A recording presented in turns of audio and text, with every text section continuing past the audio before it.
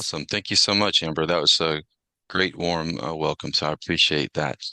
Thank you, everybody, for joining us today. And I really desire for our time together to be effective and productive. And I would encourage you as we go through our time together this morning to take good notes.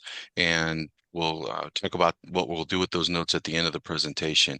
So we have decided to talk about the future-proofing workforce, really preparing for tomorrow. And there's so many challenges and opportunities that are before us as small business owners and through the workforce and partnerships that you have available to you with them to really make an impact. And I wanted to share a number of those with you today in our conversation. To begin, the first thing that I wanted to do is really first, again, just thank Amber and Workforce for this opportunity.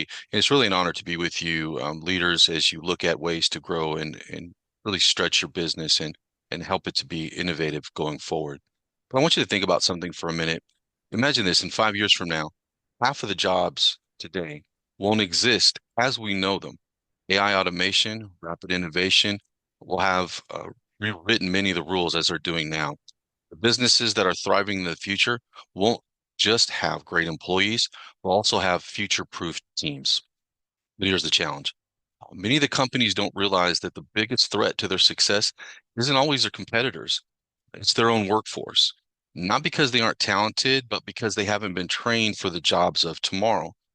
If skills are being made obsolete faster than ever, the question is, will your company be playing catch up, or will you be a leader and leading the way? And that's exactly why we're here today to talk about that, to uncover corporate partnerships, training facilitators, and really workforce development programs that I believe can bridge this gap, ensuring that your employees and your business aren't just surviving, but thriving in the future economy. As industries evolved, so must our workforce, and the future is filled with a lot of new and exciting trends. You're seeing those all the time. Even today, if you're on LinkedIn, you probably saw a notification about some of the new AI trends that are going on. So it's essential for business to stay ahead of the curve to really maintain your competitive advantage. And I want to talk about some of those trends. I want to give you some actionable steps, and I want to introduce you to some ideas that you may not have considered before. So if you're going to take notes, a couple things I always encourage when you take notes for presentation is at the end, there's going to be a lot of things that you will probably think about that you hadn't thought of before that you want to immediately implement. My encouragement would be to slow down and circle three of those that you really think are things that are really helpful and valuable that you can take action on right away. And then just start with one. Pick the one that will be the easiest to implement and that you can go to work on right away. And that'll start get the ball rolling with momentum for you. Okay. Forbes did a survey and they looked at 800 executives and 800 employees, and they found that the executives estimated that the skills that exist in the workforce that they surveyed were in sharp decline. In fact, they said 47% of them believe that their workforces are unprepared for the future workplace that's coming. And later on in our conversation, I'll share some statistics from the other side. But while employers feel one way, employees actually feel that they're less prepared. And so we'll talk about how to bridge that gap as well. So what do? We can look at some of the same old things that have got us to where we are today, or we can work together to find better, more cost-effective strategies to allow your industry to grow, to pivot and to change to meet those new challenges. Because here's the thing, your competitors are also asking the very same questions that you and I will be talking about today. So it really is about who is going to find the answer that's going to work, and that answer will put them far ahead. You probably heard the story of Blockbuster and of Netflix. Blockbuster did not pivot, and as a result, there are a lot of empty former Blockbuster stores around. But then you look at Netflix, who was going down that same road. They pivoted, and now we all know the tale of Netflix. So it's about looking at the landscape, seeing where you can use some of the things we'll talk about today, and how to use those to pivot and be ready for a pivot as those things come forward as well. So here are a few questions that are being raised or being asked, I should say, about the future of workforce. And we'll dive into these a little bit more. Just as a taste, AI and automation are redefining industries overnight, constantly. You're aware of so many of the changes that are going on in AI and automation. And a lot of the times their fear of jobs being taken away. But also, there's a lot of information about jobs not just being lost, but about the evolution of the job itself. In fact, the World Economic Forum predicts that 97 million new jobs will begin to emerge as a result of some of the new AI trends that are coming. So companies start to look for these now that are beginning to analyze some of these AI trends and looking at some of the power tools, like some of the data analytics tools, workflow automations, AI-driven customer service solutions. As you begin to start thinking about ways to potentially implement those strategies in your business, you're going to be much further ahead than your competition by even just asking and exploring the questions and looking at the answers as they relate to your business and your industry. Businesses that embrace AI co-pilot, as a co-pilot rather than a threat, are really going to empower their employees to focus on high value work, which is going to improve efficiency and improve innovation, which is going to again push your business forward. Another topic that comes up is the remote and hybrid work. Obviously, a topic for many years about how so many jobs have gone to a remote environment, and that's permanently shaped how businesses operate. And so that's also going to cause us to ask questions as we go forward. How do we make sure that those remote roles are actually working for us as business owners? And in your organization, how are you ensuring the best value for those remote roles? Because also there's a war on talent. Employees want careers and not just jobs. They want to make sure that they're making a good choice in investing in your business with their time. And so they're going to want to see training and opportunities to help keep up with some of these emerging trends for themselves. And they want more flexibility in their careers. So these are all questions that we're reading about and that are pushing the future of some of this innovation. But a lot of businesses are struggling to keep up with a lot of these challenges. And just think about in your own situation, maybe you can relate. You see skills gaps is often widening. We're reading more and more that the skills gap process is widening. Employee turnover is high, and that's a staggering statistic. In fact, if you look closely at it, what you'll see is that it says that somewhere between 6 and 8 months that it takes for someone to be replaced at the same level. So if you have an employee that's currently working, that it's going to take about 6 to 8 months to get a replacement into that role up to speed for that. In 2024, about 42 days was the average time that it took for a company to hire a new staff. And many of the researchers say that that's about 50 to 200% of an employee's earnings. So let me give it to you in real dollars. If you have an employee that you need to replace and they have a salary that's $60,000 annually and they leave, according to what research says, that could cost you as an organization between $30 and $120,000 to replace them, partly because of recruitment costs, that's advertising the vacancy, conducting interviews, a screening process, training and onboarding, getting them up to speed on your procedures and your processes. Then think about the lost productivity, the time taken from the new employee for them to get up to speed to where they're fully proficient. And then besides that, think about the impact then on the team and the morale. With departures, you're going to have some feelings, and then also added workload and maybe dispersed workload until some of those new employees can get up to speed. And so finding solutions to save just on retention alone seems to be like a really great place, if you will, to look at investing in some of these strategies and ideas that we'll talk about, which includes training as well, considering how training employees can help cut the cost of some of those problems. So with all those questions, a really good one to ask is, are we equipping our workforce with what's next? Are we preparing them for what's next?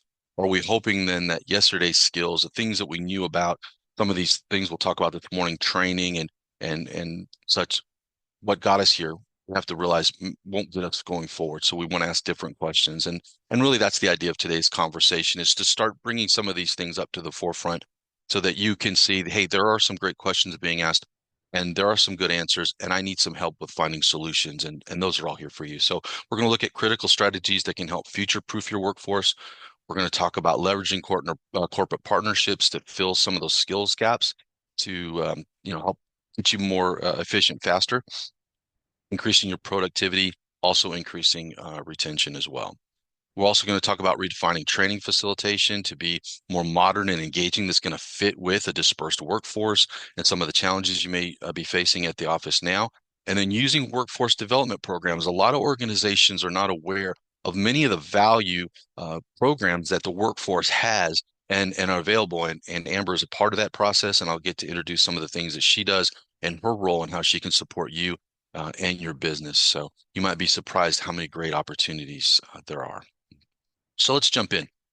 I want to introduce and talk about some future trends, really just to get our mindset thinking about this topic and this idea as we look at it this morning. And I want, as we go through just a few of these briefly, to think about where you are in terms of your position, your role in your organization, and some of the things that I'm going to share with you this morning, where you are in your current situation. The first one I want to bring up is something called AI machine literacy. That's a different term, literacy, not learning, literacy, but because 74% of the executives that were surveyed said that many of their employees, they feel like lack efficiency in using tools like ChatGPT, predictive analytic platforms like Microsoft Azure machine learning. And what they found is that they really needed workers to learn to start collaborating with AI, not just simply using it, but collaborating with it, which is things like prompt engineering, ethical AI oversight, and workflow automations. How do you start using these things? Another one which I found very fascinating was the data storytelling and data decision making. The study said that almost 70% of employees struggle to translate the raw data into actionable business insights. So there's so much data and information available that you can use as an organization and as a business to help make good, strong, guided decisions. And there are a lot of tools out there to help process that information, but there's a struggle. Employees don't know how to use that to help them to make, positive results driven answers that can help propel and move your business forward. And so the key need then is bridging the gap between the technical data skills and that strategic thinking, teaching teams to use tools like Power BI or Tableau to drive ROI focused decisions. Another one we touched on this earlier, was hybrid leadership and emotional intelligence. Many managers feel like they lack skills to lead a remote or hybrid team effectively. For generations, managers and leaders taught in person, and now they're having to switch that leadership style to the dispersed workforce in many cases. And so now they're dealing with a dispersed workforce, the expectations of those leaders. Now we're looking at different generations in the workplace. So some of the questions that they're asking are helping them with simple as conflict resolution, maintaining engagement with a dispersed workforce, communication, and then understanding how different generations work in a workplace, both in person and now especially in a remote hybrid or a dispersed role. Another one is adaptive learning ability. That a lot of employees, and I mentioned this in the beginning, 79% of employees say that they're overwhelmed by the pace of upskilling demands and really want more from employers to help them move forward. And it makes sense when they hear a lot of overwhelming information. AI is going to come take their jobs and they're going to be obsolete. But then they have to realize that there's more to it than that, that there is opportunity for growth and innovation, and expansion. So we want to talk about that. Um, Helping them to learn how to learn differently using different models, uh, hybrid models, micro training we'll talk about at the end, online platforms. There's so many things that are available as well. But here's the good news. Why is all this important? Why is this important to consider now? It's the ROI. Not only is training individuals for work and future helping your organization, but the ROI on some of that investment is huge in terms of productivity, 34% in retention, according to an edX article. So there's a lot of growth and a lot of good positive reasons to invest in this. So before I give you the solutions, I want to share just real quick some of the disruptors through this process. And I'm going to go through these a little bit quickly because we've touched on some of them, but these are the ones I want to touch on for our time remaining. AI and automation, hybrid work, skills gap. Then I want to talk to you about the value of ROI. So to begin with AI and automation, AI again isn't replacing jobs as much, and there is some of that, of course, but it's also augmenting them, and that's important to know. There's a lot of questions about this topic. Workers have questions, there's fears about AI stealing their jobs, but businesses that are integrating AI training now into their workplace are beginning to see, according to a McKinsey study, that over the next year, they're going to start seeing at least a 30% ROI, and in terms of productivity and gains and things of that nature. So there's great reason to start investing in this process now and start taking advantage of it. Even the study I listed earlier from the World Economic Forum predicting 97 million new jobs. So more than job creation and is job innovation.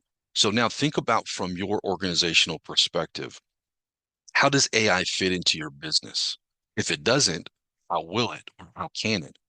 What areas can you decide maybe need innovation and AI can assist or come alongside an employee to help them in that area? And maybe what training do you need or does your team need, or maybe what are some of the questions that your business doesn't even know it should ask yet about how to implement some of this? So these are helpful things that you can begin to take notes about and think about how this implementation process is going to help your organization. Touch briefly on hybrid work as well. Remote work isn't temporary anymore, it's permanent. And how are you adapting to and how can you adapt to a more hybrid work environment? What training solutions do you offer staff and employees, and what do they need in order to be more productive and adaptable in their work environment? Because it was easy when everybody was in-house, if you will. But now with a dispersed workforce, how are we making sure that they are as prepared as they would have been if they were in-house with you? Making sure that they're ready, capable, and adaptable to the new environments of change, not just working remotely. Um, so how do they deal with not just their internal customers, which is your other segments of your organization, but how then are they prepared and trained for customers on the outside that they're dealing with? So employees, as you read, are willing to consider different type of pay structures, even some less pay for more favorable work conditions. And while it's not always feasible for every industry, manufacturing, of course, makes it difficult to have remote workers, but there are opportunities. And if there are you considering them? Are you looking for ways to maybe integrate some of that stuff? Because that's also going to help with employee retention. Companies that begin to embrace this digital training mindset, according to LinkedIn, are seeing twice as long employee retention, which again, cost savings for an employer with those rates is pretty staggering. So anything we can help consider to reduce those costs of retention is going to be a great ROI for you as a business. And we need to make sure that the solutions that are being provided for your in-house staff are also relevant and valuable to a remote staff, and they can fit within that context. We need to educate employees about remote work, the etiquette and performance, everything from conducting meetings to dealing with clients, internal employees. If remote work is going to be like office work and that's going to be the norm, then employees clearly need to know and understand the expectations, those things. Let's jump in and talk about skills gap. One of the Price Waterhouse surveys that was really startling about skills gap was a survey they did of CEOs. And they said that 82% of the CEOs that they surveyed felt like the lack of skilled talent within the organization was potentially a threat to their business growth. The workforce is shifting, and so the challenge isn't just about finding workers, it's about finding workers with the right skills. And so that really asks us as an organization to say, what skills have we identified that are lacking in our organization? And are we asking those questions? And then how are we going to address and meet those needs? So what kinds of skill sets have been identified or need to be identified as lacking?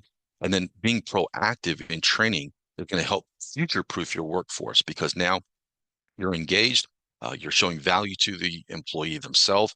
You're looking at ways to be creative with some of this new future considerations and offering them more opportunities to learn and grow in their skill sets, which is going to make them more valuable to you and also them feeling a sense of that you care for them as an employee. So if employees are feeling unprepared, it's definitely a question that we want to ask. So being proactive in training. And then really the value of all this is to the bottom line, not just in terms of productivity, but also retention and really just an overall environment of health and growth for your organization. Technical skills change rapidly. And while those are changing and while those are growing, don't also forget about the soft skills, things like adaptability, dealing with multiple generations in a workforce, leadership, communication, emotional intelligence. Those remain essential. A study conducted by Boston College, Harvard University, and the University of Michigan found something very interesting. And I put the quote on the screen. They said that for those companies that invested in soft skills training, they have seen a 12% increase in productivity, which is good in of itself, but also a 250% return on investment. It's not a bad ROI for an organization to invest in something as simple as soft skills training, helping organizations communicate better, to get along better, to understand each other better. So that's pretty good. The key isn't just training for today, but really fostering a culture of continuous learning. Employees who can master problem solving, teamwork, adaptability can then transition then into these new roles much faster, making them invaluable assets in this shifting job market. So as you're investing in the more challenging, tough skills of implementing some of these new future strategies, if you're also investing in them in the soft skills area, they are going to now be more adaptable to these changes. And as they come along, a lot of times employees can be resistant to change. But if you are investing in them and showing them the value of some of these things, then as they do, then as you have to shift or pivot as an organization, you're going to see the value rise in the employees and also in your ability to pivot more quickly to some of these changes. So it'll be an invaluable asset in a shifting job market as you add especially more automations or AI skills. They'll see them as a positive. Less turnover, better retention, of course, with the high cost of retention that we looked at briefly a moment ago, it definitely makes sense to invest in training that works, especially with the ROI. Crosby Brito is a employer engagement manager for Workforce Solution. And in his role, one of the things that he does is to speak to industry leaders, and he speaks to hundreds of industry leaders every year. And he hears these same challenges across all types of industries. So what we're talking about today isn't new. Um, and the good news is your competitors are also asking these same questions. They're struggling with finding the answers. So who will be the first to fix it? Who will be the one that says, I need to really take this seriously and innovate and pivot? And I will be the one as the organization that will lead my area. So those are questions again that others are asking. And so finding an answer and at least walking down that road will be great. So I want to introduce some strategies because future-proofing your workforce doesn't just mean doing it alone. Smart companies leverage partnerships with companies like Workforce Solutions, training providers like Bridgeway International to share resources, reduce costs, and maximize impact. And I want to share some of those with you this morning, things that you may not have thought of and ways that you can partner with organizations and the workforce themselves. One of them is to identify skills gaps. Workforce leaders like Amber, who hosted today, work directly with businesses. She has a unique specialty in her background, and she goes and works with organizations, and she can help spot missing skills affecting that industry. Here's the great news. There's not an additional cost to use Amber's services. She's a great resource, and all you have to do is reach out and contact her, and she can come in, work with your organization, begin to talk to you about some of the conversations that maybe will come up as a result of our discussion this morning. And you can begin to use her services and talk to her about ways that she can help you as an organization identify some of those skills gaps that need to be addressed. Then she can bring those into an approved workforce partner like Bridgeway International that have been vetted by Workforce, which now gives you confidence in the types of solutions that can be presented to you and help your employees grow. Then Amber and I, for example, could sit down and leverage our collective knowledge of workforce programs to look for creative solutions. What are some of the programs that you may not, as an organization, be aware of that we as a training vendor and of course Amber as part of the workforce know about that we could help leverage to help find solutions for you that you hadn't thought of before? And then we work with you on the implementation with the team. You win, your employees win, and you're using tools at your disposal that you already can take advantage of. So a great resource to think about as well. One of those I wanted to share is something called pooling employees. In fact, this is a project that being worked on right now on a large scale. We're working with some organizations on this because it makes sense and it's very cost effective. Rather than each business running expensive in-house custom training programs, while that may not be feasible for all sizes of organization, Workforce Solutions and Bridgeway International, we can organize shared learning cohorts for multiple companies. Put just a simple explanation on the screen. But if you have a number of different employers who identify unique needs, maybe only one or two employees from each company have a specific need, and that cost can be a little bit high. But if Amber is able to identify a large number of individual organizations who have similar types of needs, then coming to a training provider like Bridgeway International, we can sit down with Amber and your organizations and say, you know what, we can address all of these needs in a one-stop simplified solution, which can drastically reduce training costs by 30, 40, 50%, as opposed to you doing it all on your own. So instead of training workers separately, it gives us an opportunity to look for creative pooling solutions and collective responses that maybe you hadn't thought of before. Here's a couple other just collective ideas that we've worked with through the workforce with organizations that have been a part of many of these programs, and I'm happy to share how valuable they can be. Many companies hesitate to invest in workforce training for their employees because of cost concerns, but there are a number of funding solutions available. Workforce Solutions and employer partners like Bridgeway can help employers tap into those things. Some of them are matching funds programs. There are a number of grant programs that you may have a ability to partner with a workforce and other organizations on to help meet larger needs, and sometimes not even as large needs, small needs, but it's worth having a conversation about. There's also other things like registered apprenticeship programs. So, for example, if there's a specific need that you as an organization have that is they need a specialty a license, we can partner as a Department of Labor sponsor. We can come in and work with Amber and your organization to help identify and meet that need so they get a credential at the conclusion of their training, which adds more weight and value to that. One example that we did for a firm in the Clear Lake area was an accounting and bookkeeping program, company that needed a program that would help them find employees, train them on the job specifically for their needs, and then would allow them to get a credential, Department of Labor credential in accounting and bookkeeping as a result. So that was a great partnership. Those are the types of things that we do, things like workplace learning that also allows you to take advantage of employee programs and employee support programs through the Texas workforce. So you can have employees to help in some of those areas. And I know as an organization, talking to a number of organizations about workforce programs, one of the things that often comes up is, oh, I'm already stretched. What is this going to take? What is my involvement in this process going to be? And I can just tell you that one of the advantages of this type of process is we would be able to identify those training needs for you and with you, but we manage the back end, the reporting and the paperwork. You get to say, yes, this is something I want to take advantage of. We can come in, work with you and partner on that. And the advantage then is working with workforce and vetted employer partner like Bridgeway training partner can help you take paperwork side of it, which can be a little clunky sometimes, I know, but taking the fear out of that. So I wanted to give you peace of mind about that as well.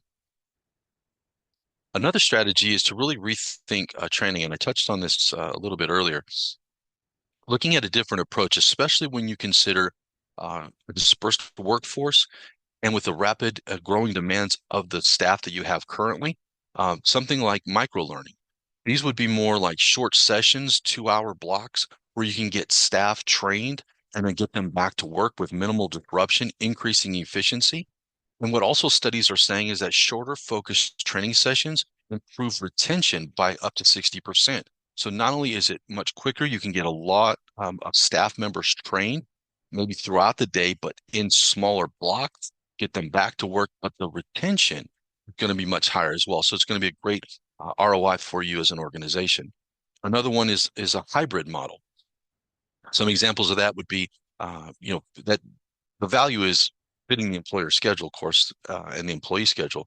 But those could be custom training, shorter live training sessions, and then an accompanying online training session that could be self-paced, that's trackable, mandatory for completion, and there's follow-up processes and surveys. There could be a live trainer for in-house employees, and then that same trainer can be available for your dispersed remote staff as well. So there are different trainings available for you and different approaches to training. So they're not just always the same, sending an employee off or having them gone for an entire day, disrupting productivity and things of that nature. So there's different approaches and ways to look at it as well. And the other one is workforce development. This is an area that Amber Crosby and I have gotten to spend a lot of time discussing. And there's some great things that I want you to pick up through this part right here. One of them is called skill stacking. Employees are building layers of skills over time to stay adaptable.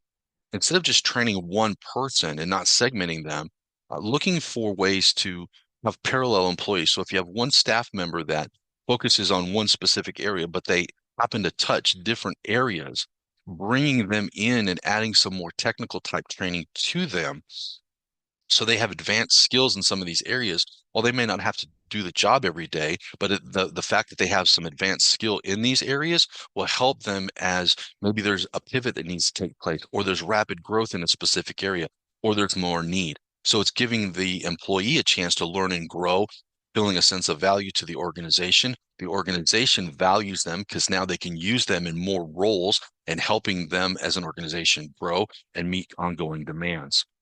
One of the examples that Amber shared about this ability to grow and adapt was a story that she shared how she worked with an organization who was using an antiquated model of production in a specific area. They were taking in data and information, and then it was taking them weeks and weeks to process this data using an antiquated model.